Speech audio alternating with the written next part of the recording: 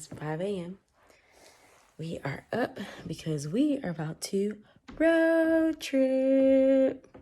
So just to give you a lowdown, the car does not have enough room. We usually drive a minivan. We're going with my parents. Carrie has not been on a road trip with my family, although we've traveled together, but I don't think we ever did it in a car. So I'm excited for him to have his first road trip. Me and my sister said we should have got him a t-shirt, but we are going to catch you guys later. Let you see what's popping. Hope you enjoy this vlog. Oh, God.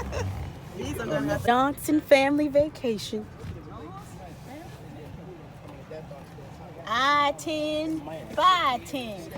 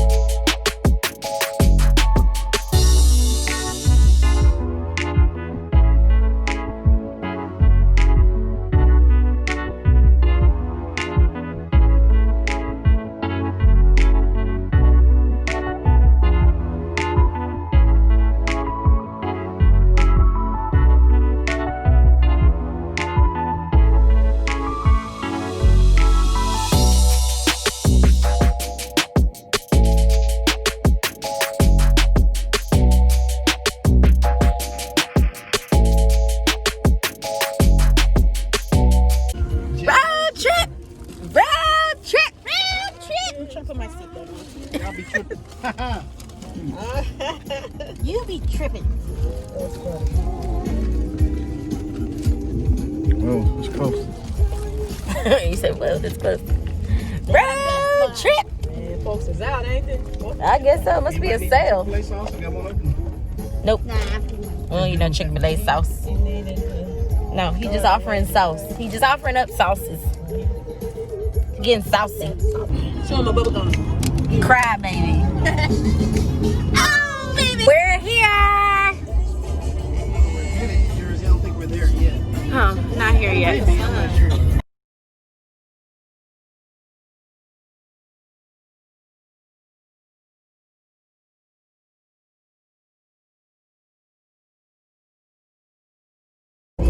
Reporting live from the back seat of the car. Would you guys like to see?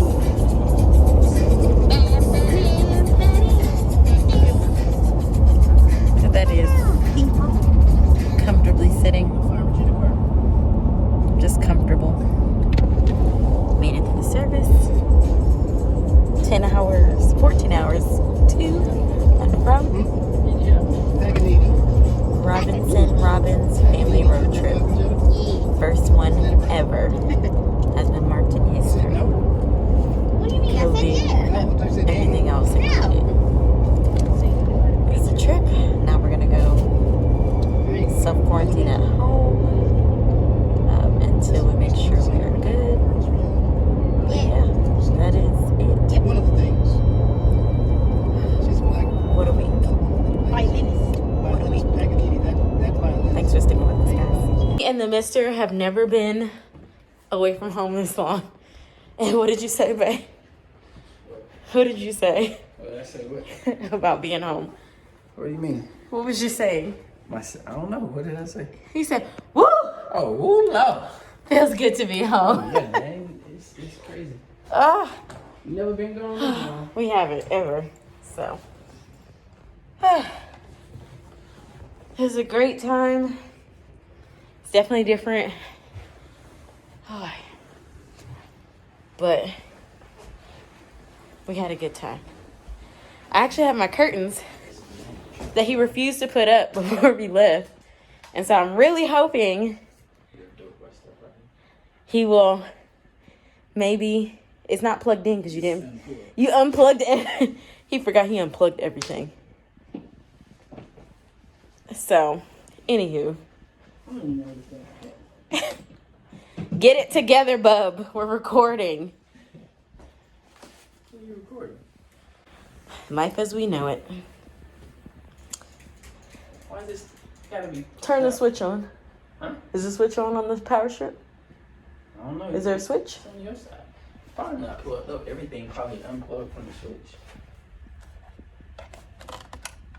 Oh yeah, there it goes. It's on now. Here we go. You excited to get in this puppy? I hear that. That needs to happen. Because my car keys in here too. Okay.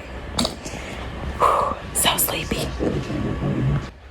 We made it back from my grandfather's services, and it was a good experience. It was definitely different not being able to hug your loved ones when they're kind of going through like you're going through. But it was definitely memories made, riding 14 hours in the car with my family and thinking we were going to get a minivan and not a truck, which we always get a minivan.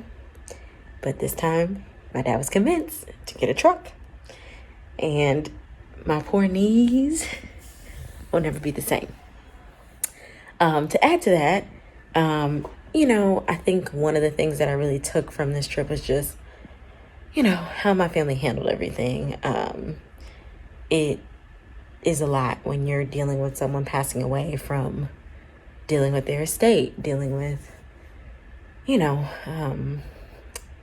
just the tough discussions. And I think I've never seen that experience before in my family, and I made it a point to sit through everything. My grandfather had appointed someone to do that, and then my aunts and uncles and my dad, or my aunts and my dad kind of sat through that, and I learned a lot. I learned that it's important to kind of have things settled out the way you want them to go, and I think it's so important that you just don't know what to expect as you age. Things just happen. Things cost money. Care costs money. It's just a lot to think about for your future. So definitely learned some lessons there that I'll be keeping with me, and maybe I'll share some of the things I learned in a different way, or even do some research on it and get back to you guys on, how best to prepare for that in your 20s and 30s, and new home and millennials and life insurance and all those different things, and pensions. And I don't know a lot. I know a little, but I know enough to understand, it's a hard process. So definitely learned a lot watching, just observing as one of the grandchildren. And then also speaking. It was,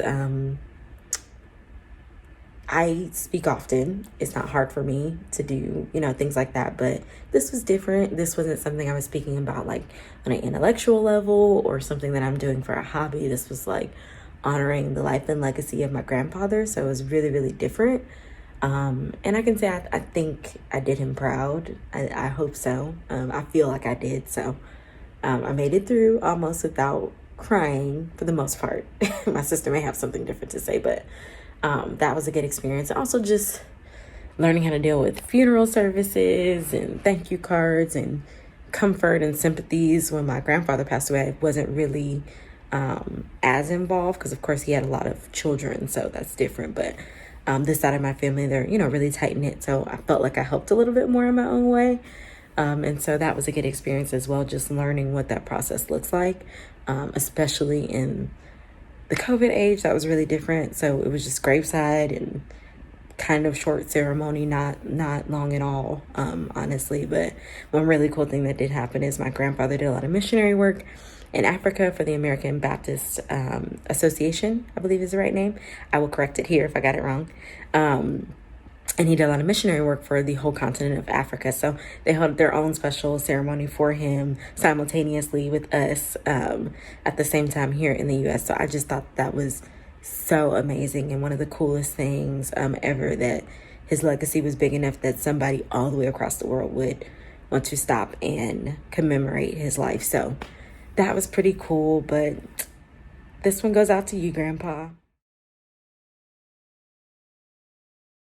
Does anyone else's husband unplug everything when you leave? Is that just me? Is it just me? My Lord, I just want to turn on the TV and unpack this mountain of stuff.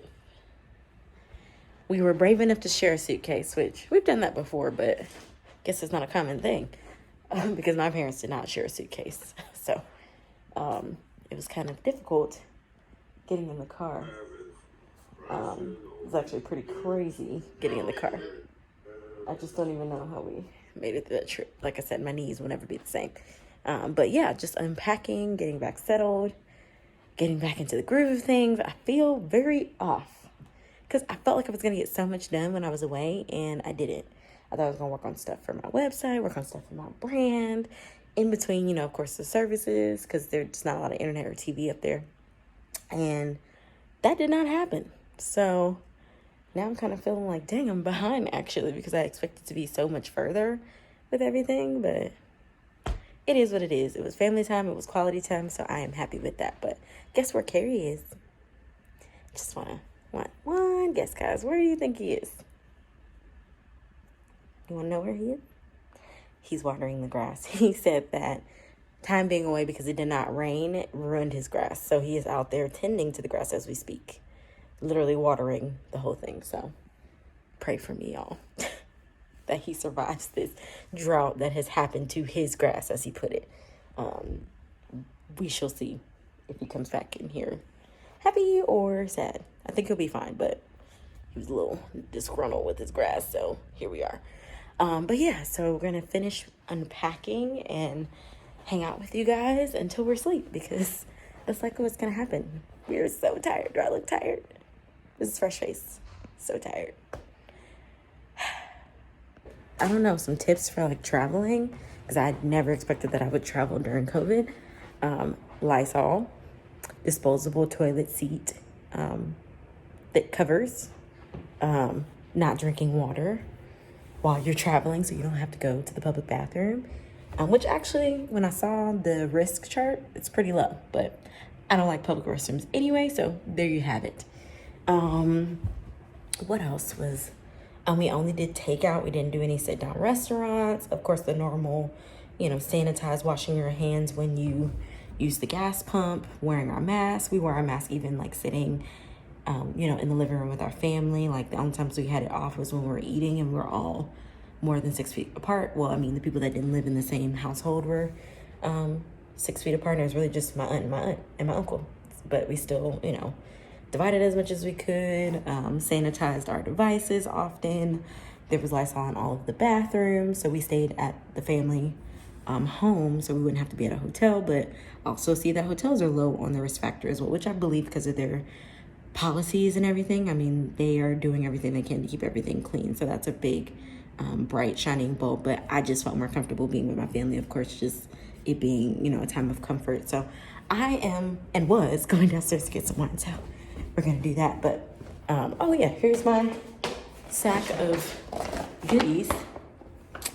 So this had all our supplies. Ooh, paper towel. Let me see. I'll show you guys. So we had a paper towel roll. We had our Lysol, our disinfectant wipes. Yeah, tissue, but that was just more so for the purpose of tears from the service, but also you use that, to open the doors and stuff when we were around places. I also had the little safety key hook thing. I don't know where I put it, but I had the safety key hook thing. As soon as I got home, derobed. I'm actually going to shower in a few minutes as well, but definitely always do that anyway. I make sure to derobe after coming from public places. I've just dumped all that right when I got in the house and put it in a pile to be washed along with all of our other clothes, which we kept separate every day that we wore our clothes. We kept everything separate from what we had in the house on. We, of course, wore like super casual clothes almost every day, but I'm trying to decide what I want to drink, guys. Because I don't really want to have a headache, so I'm just trying to have something light but refreshing. I actually am gonna be that person because this wine was not chilled, so here we are. Gonna get some ice.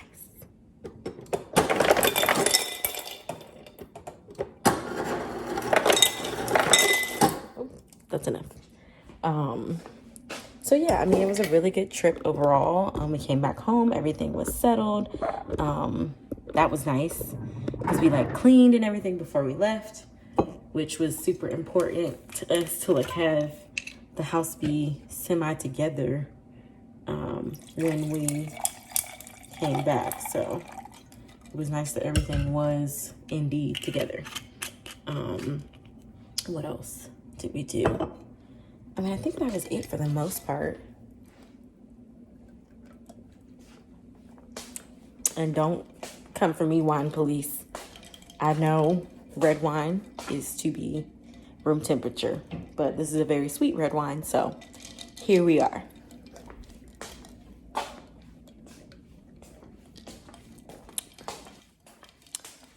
It's actually like my fake wine. It's not really, y'all know them Stella Rosa people. Yeah, y'all drinking juice. Y'all not drinking real wine. This is not that, but it is close because I can't do Stella Rosa now, but this is kind of close. Oh yeah, so this is him with his lawn. Hold on, y'all. Wait for it, wait for it.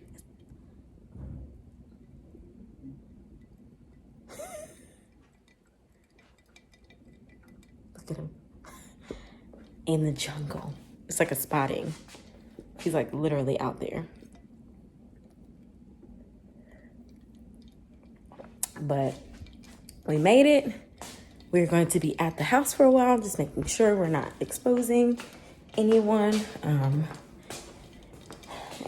we feel great, feel healthy. Took our vitamins. Oh, I had my vitamin packs. I don't know if I told you guys about that. So I had my vitamin packs every day. So I had vitamin C, echinacea, and you're not supposed to take oil of oregano very often, but it's also antiviral. So took that pretty often as well. That's really it. So keep hanging with me. This one goes out to you, Grandpa. Love you. So we're gonna have a little something at our house for Juneteenth. This is my first year celebrating. I have no shame in saying that. But actually I did, if we want to clarify. I did say, because I just love hosting things. So we celebrated Cinco de Mayo with a Taco Tuesday. And so I said, well, if I can celebrate Cinco de Mayo and I'm not, it's not my holiday, I can definitely do Juneteenth this year. And so, of course, with us having a new home, we're trying to incorporate new traditions.